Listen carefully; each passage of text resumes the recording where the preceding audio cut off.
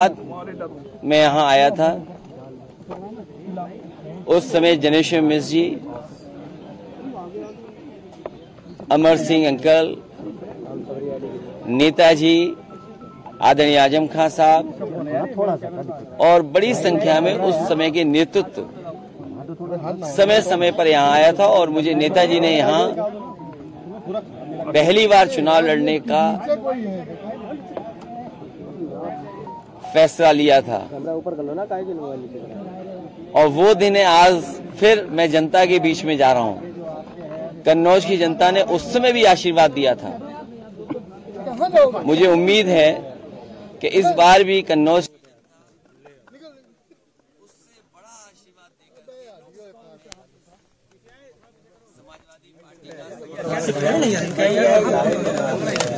ये चुनाव नकारात्मक राजनीति को खत्म करेगा। ये कन्नौज का चुनाव लगातार नकारात्मक राजनीति निकाल दिया को खत्म करेगा और जो कन्नौज की पहचान रही है, खुशबू, सुगंध, खुशबू की, मोहब्बत की, प्यार का एक बार फिर दौर कन्नौज में आएगा। जो महक कन्नौज की है, जो खुशबू कन्नौज की है, उसको और आगे बढ़ाने का काम, फैलाने का काम हम लोग करेंगे। कन्नौज के विकास के लिए, कन्नौज के लोगों के सम्मान के लिए और कन्नौज की पहचान के लिए, क्योंकि कन्नौज का इतिहास बहुत शानदार रहा है। उसने अपना न केवल भारत में बल्कि दुनिया में स्थान बनाया।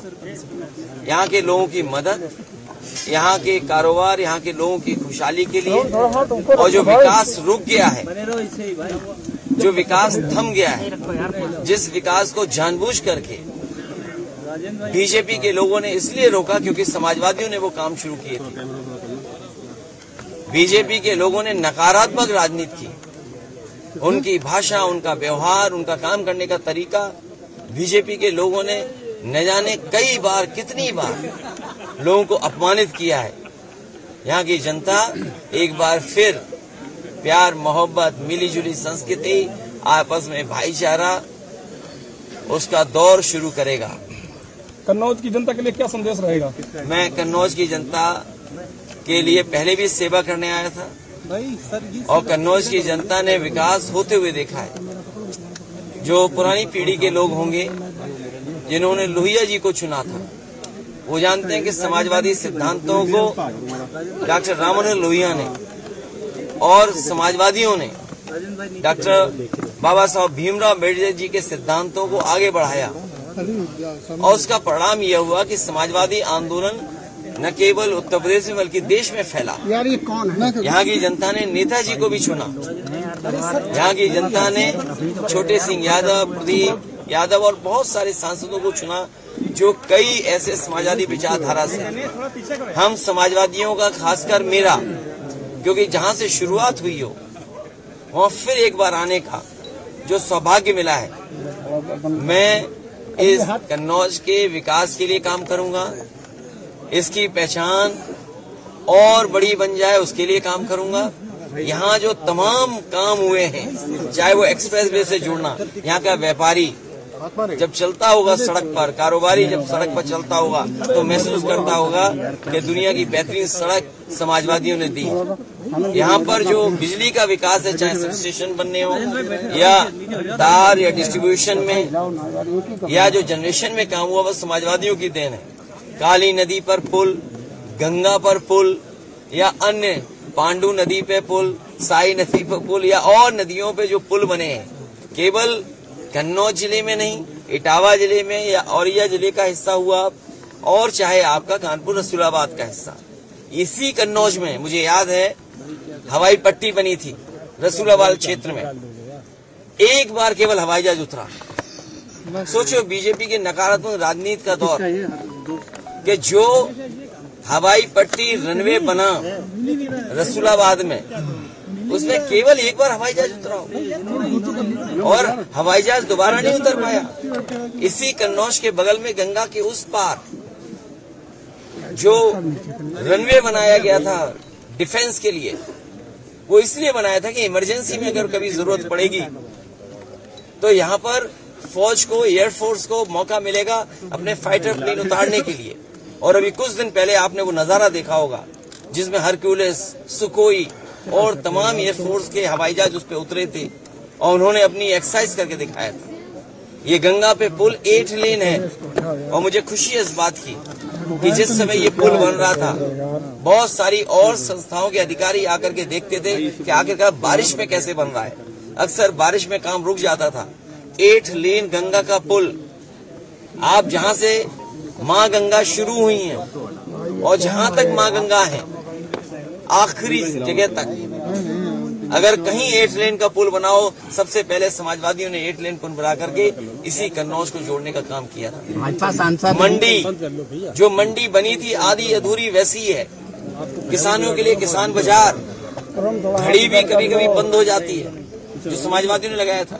इंजीनियरिंग कॉलेज, परफ्यूमरी का पहली बार कोर्स होना, क्योंकि परफ्यूम और आज के जमाने के हिसाब से चीजें समझें, मार्केटिंग क्या है, दुनिया में जो परफ्यूम है उसका मार्केट कैसा है, उन मार्केट में सबसे बेहतरीन परफ्यूम कौन काम कर रहा है।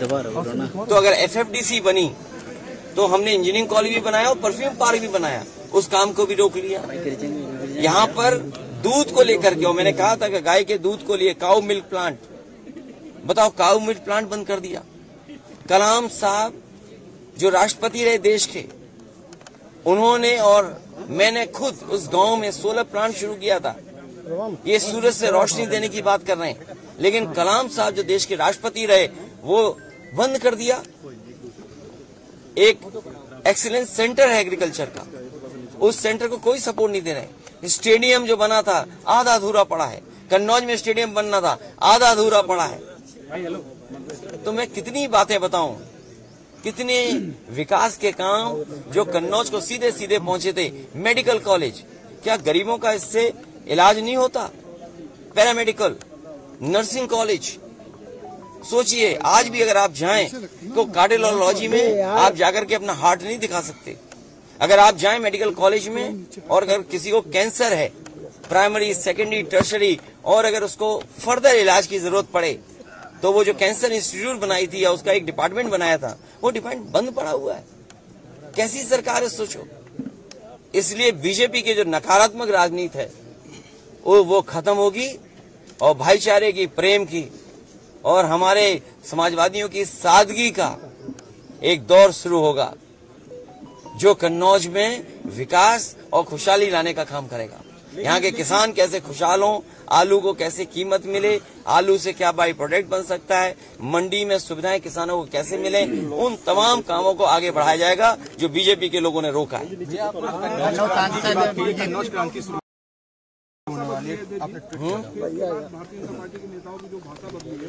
ये रुझान आ रहे हैं, ये जो रुझान आए हैं, ये रुझान है, ये रुझान आ गए हैं। जो भाषा बदली है, जो भाषा बदली है, जो बीजेपी के नेताओं का देखा कैसी भाषा हो गई है। इसीलिए मैं कह रहा हूं, हमारा साथी कह रहा है कि कश्मीर, वो कन्नौज की क्रांति, वो हमारी खुशबू की जो क्रांति है, खुशबू की क्रांति कन्नौज की क्रांति है।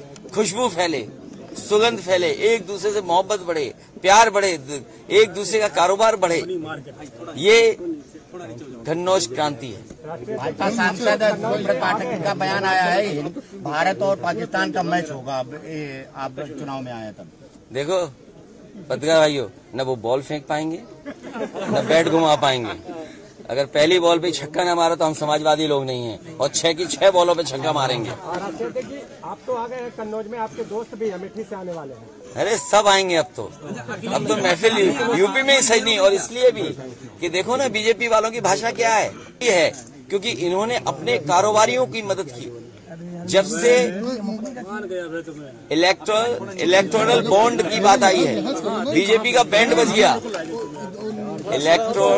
इलेक्टोरल बॉन्ड आने के बाद क्या इनका बैंड नहीं बज गया? इन्होंने अपने कारोबारियों की मदद की और उसी की वजह से ज्यादा मुनाफा कमाने दे रहे हैं। जो लोग ज्यादा मुनाफा कमाएंगे, जो कारोबारियों से चंदा वसूलेंगे, वो चंदा नहीं है, वो वसूली है। क्या उससे महंगाई नहीं बढ़ेगी? जो लोगों से इन्होंने चंदा वसूला के नाम पर वसूली की है, क्या उससे महंगाई नहीं है? और बेरोजगारी का जवाब क्या है? ये जो हिंदुस्तान पाकिस्तान की बातें कर रहे हैं, बताओ बेरोजगारों को नौकरी क्यों नहीं दी? पेपर लीक हो रहा, ये पेपर लीक कर रहे हैं। और फिर मैं अपने पत्रकार साथियों से कहूंगा, सुनने में आया है हमारे सीमा का लद्दाख, लेह लद्दाख के इलाके का एक सांसद भारतीय जनता पार्टी का, वो भारतीय जनता पार्टी छोड़ के जा रहा है। सोचिए आप, वहां आंदोलन कितने दिनों से चल रहा है।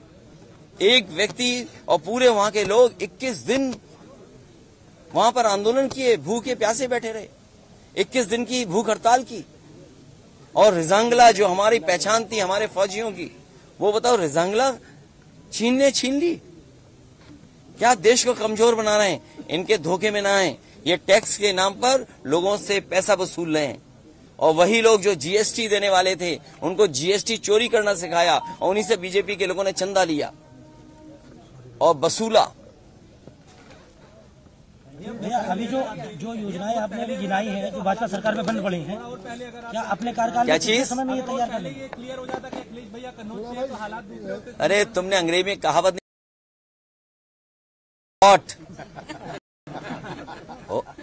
हथौड़ा तभी मारना चाहिए जब लोहा गर्म हो। ये जो आपने अभी ठीक टाइम में मारा कि नहीं मारा हथौड़ा? बताइए समाजवादियों ने। ठीक मारा, धन्यवाद। प्रेस के लोग तुम भी मदद कर रहे हो, मैं जानता हूँ। भैया एक सवाल है भैया भैया, आप अगर सांसद बनेंगे तो कन्नौज को प्रेस क्लब देंगे? प्रेस क्लब नहीं, जिस तरीके से सड़क दुनिया के बराबर दी है, आपके सड़क के किनारे आपने वे साइड एम्यूनिटी देखी होगी, पूरा देश घुमाओ, कहीं इससे अच्छा हो तो बता दो आप। नहीं भैया, तो कन्नौज इसलिए प्रेस के लोगों को भी प्रेस क्लब पूरे उत्तर प्रदेश और देश से बेहतर देंगे। सरकार बनाओ समाजवादियों की। भैया कुछ और क्या काम होने वाले हैं जो कन्नौज की जनता के लिए होंगे? एक ही काम होना, पहले इन्हें क्लीन बोल्ड कर दें। और ऐसा क्लीन बोल्ड करें इन्हें तो दोबारा स्टेडियम में घुसने की बात न करें। हम जिन्होंने स्टेडियम न बनाए हों, क्या आपको पता था यहाँ पे एक हवाई पट्टी बनी है? सोचिए, आज तक हवाई जहाज नहीं उतरा उसमें, यहाँ का विकास रोक दिया। समाजवादी पार्टी के सभी नेता यहाँ प्रचार करने आएंगे। पहले और इस चुनाव में कितना अंतर मानते हैं? हाँ,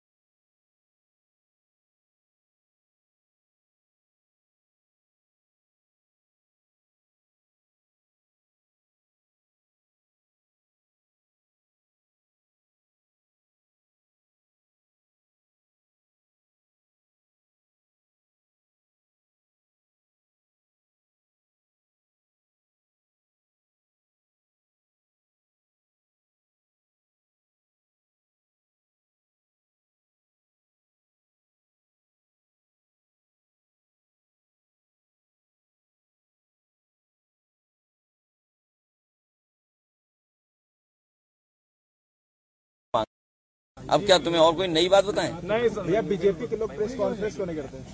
इसलिए नहीं करते कि उनकी हर बात झूठी है, वादे झूठे हैं, इसलिए वो प्रेस नहीं करते। अभी प्रेस नहीं की किसी ने। पाकिस्तान का जिक्र हो गया चुनाव में भारत पाकिस्तान। अरे कोई यार, तुम कैसी उलझी बातें कर रहे हो? ये घबराए हुए लोग हैं, डरे लोग। कभी पहलवान को देखा आपने?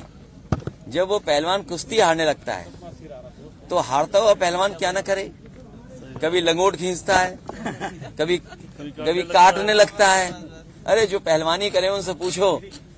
जो पहलवान हारने लगता है फिर वो छटपटाता है, वो भागता है, फिर इसी तरह के काम करता है जो तो आप बता रहे हो। अरे भाई, कन्नौज से क्या लेना देना भारत पाकिस्तान का?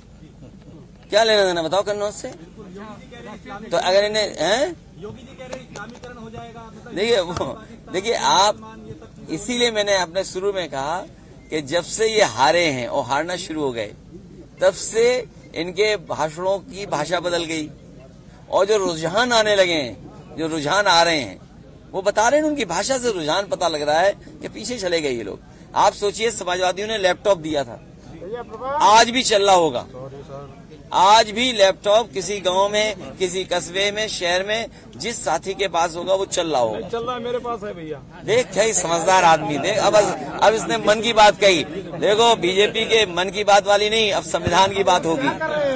संविधान ही हमारा संजीवनी है, संविधान ही हमारा अधिकार और मान सम्मान दिलाता है। बाबा साहब का दिया हुआ संविधान, उसको ये खत्म करना चाहते हैं। ये इसीलिए जनता का ध्यान बांटना चाहते हैं। बताइए, इनके मेरठ के सांसद के प्रत्याशी ने क्या कहा कि संविधान बदलेंगे? अयोध्या के सांसद ने क्या कहा कि हम संविधान बदलेंगे? राजस्थान से एक सांसद ने कहा, आपके कर्नाटक से एक ने कहा।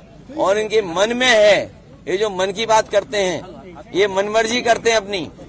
ये मन की बात करने वाले, मनमर्जी वाले लोगों को इस बार जनता सबक सिखाने जा रही है। भैया आखिरी सवाल पे क्या एक्शन लेंगे? जो गौशाला की गायों मर जाती है, उन्हें खुलेआम डाल दिया जाता है, कुत्ते खा रहे होंगे। उस पर आप जो सुझाव दोगे मानूंगा। भैया आखिरी सवाल, चुनाव जीतने के बाद सबसे बड़ा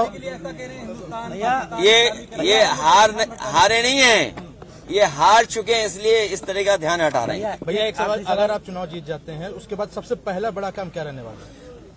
सबसे बड़ा काम ये होगा कि यहाँ के विकास को, रुके हुए विकास को शुरू करें और जनता के सुख दुख में शामिल रहें। मेडिकल कॉलेज में भैया काफी समस्याएं हैं अभी भी। अब मत बोलो, सरकार हटाओ तुम भी।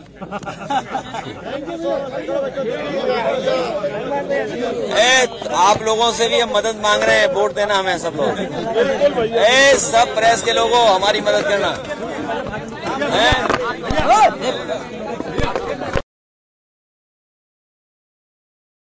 पर हम आपको बता दें, अखिलेश ने अपना नामांकन दाखिल कर दिया है।